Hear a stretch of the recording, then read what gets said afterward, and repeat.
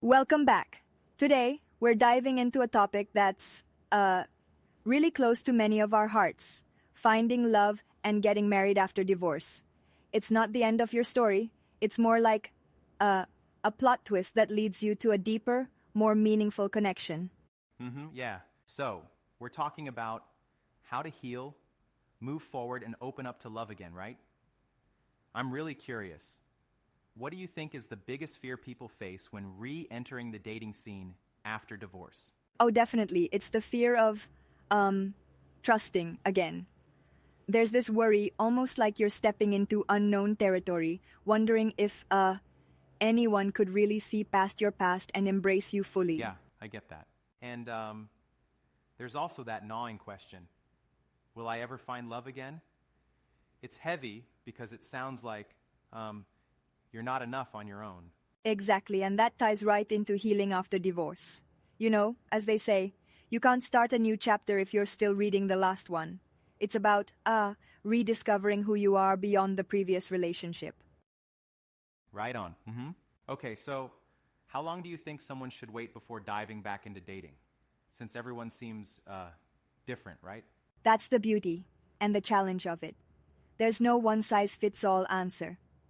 For some, it might be just a matter of a few months, but for others, it could be years.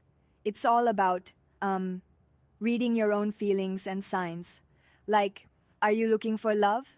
Or are you simply afraid of being alone?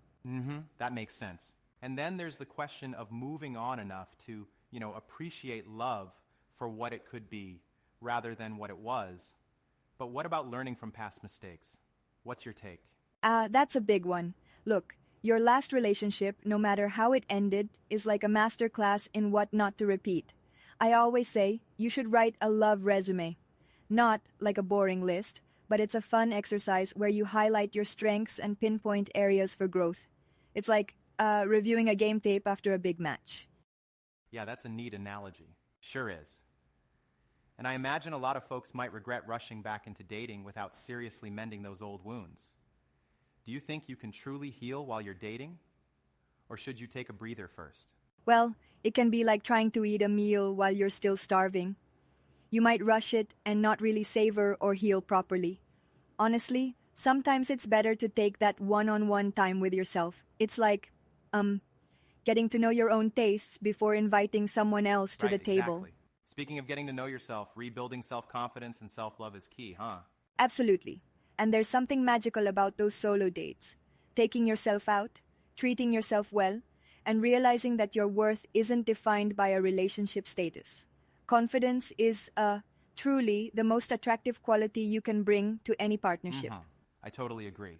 Now, shifting gears a bit, what about stepping into the dating world post-divorce?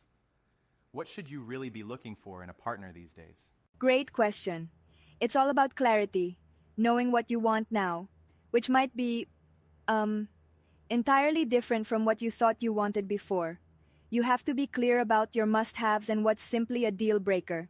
It's really important to find someone emotionally mature, someone who values compatibility over, just superficial attraction. Yep, that's super important. But here's a thought. I sometimes feel like certain notions of compatibility get over-romanticized. What if we overly idealize that checklist? Doesn't that sometimes close off unexpected opportunities? I can see where you're coming from, but I think it's about balance. Sure, you don't want to be so rigid that you miss out on a spark, but having a framework helps you avoid repeating unhealthy dynamics. It's like assembling a puzzle. You need the border pieces to guide the creation of the whole picture. That really paints a picture. That's a fair point. Now, what about navigating the modern dating scene? The online dating world, meeting people organically, it seems so different than it used to be. Right. Yep. On the one hand, online dating opens up a vast world of possibilities, but on the other, it's like wading through a swamp of red flags, ghosting, love bombing, and all sorts of modern pitfalls. Especially after divorce, you might be extra cautious. And remember, timing is everything. Introducing a new partner to children, for example, requires a whole different level of sensitivity.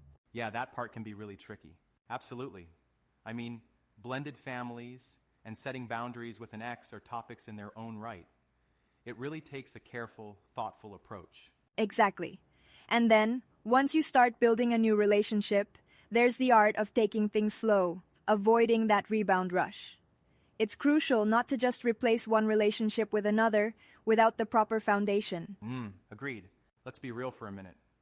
Chemistry is electric, but compatibility is what truly creates lasting bonds. Spot on. It's like, sometimes you get that instant spark, but if your core values and communication styles don't align, you're setting yourself up for more heartbreak down the road. It reminds me of that phrase: your second marriage isn't about fixing the past. It's about building a better future. Yeah, I love that. And effective communication and genuine vulnerability come into play too, don't they? Absolutely. There's a magic phrase. I won't reveal it too much, but it makes conflict resolution so much smoother. When both people are willing to be vulnerable, it's like opening the treasure chest of that's true powerful. connection. Now I wonder, do you think premarital counseling really makes a difference for a second marriage? Oh, absolutely. It might sound a bit old-fashioned to some, but counseling gives you a space to openly discuss finances, parenting strategies, long-term goals. Basically building a shared vision for the future. It's a game changer. Really lays a solid groundwork. It's interesting because, honestly, some might argue that second marriages require less counseling since you've been through it before. But I'd say every relationship is unique, and recalibrating your internal compass can never hurt. Exactly. You're not just fixing something from before.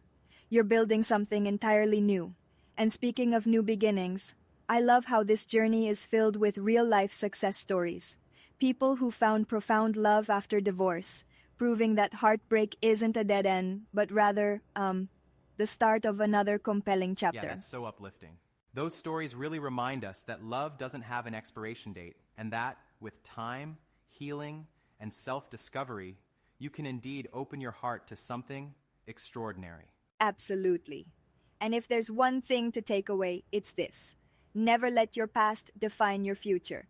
Healing, self-love, and knowing your worth are paramount. Whether you're just starting to date or thinking about marriage again, your journey matters. So true. It's like the universe keeps nudging you, reminding you that each chapter can be better than the one before. I'm inspired just thinking about it. Exactly. Keep your heart open, trust the process, and share your story. We're all in this together, moving and growing Absolutely, one yeah. step at a time. Thanks for such an insightful, honest conversation. It's been a pleasure exploring the ups and downs of starting over and finding that deep, impactful love after divorce. Thank you for tuning in, everyone. Remember, love is ever evolving, and with a little courage and self-discovery, the right partner will come at the right time, ready to build a beautiful future with you. Right on.